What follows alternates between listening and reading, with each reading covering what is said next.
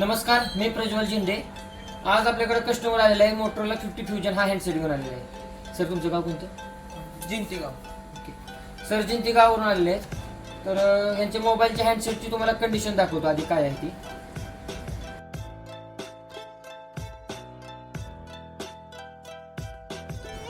तर आपण व्हिडिओ बघितले आहे. मोबाईलची कंडिशन काय होती. सर, तुमचा काय ओपिनियन आहे ते सांगा तुम्ही. मी फलटणमध्ये 4 ते 5 दुकानात गेलतो. या मोबाईलच्या डिस्प्लेची प्राइस विचाराय तर मला 9 ते 10 हजार रुपये ह्या डिस्प्लेची प्राइस सांगितलेली.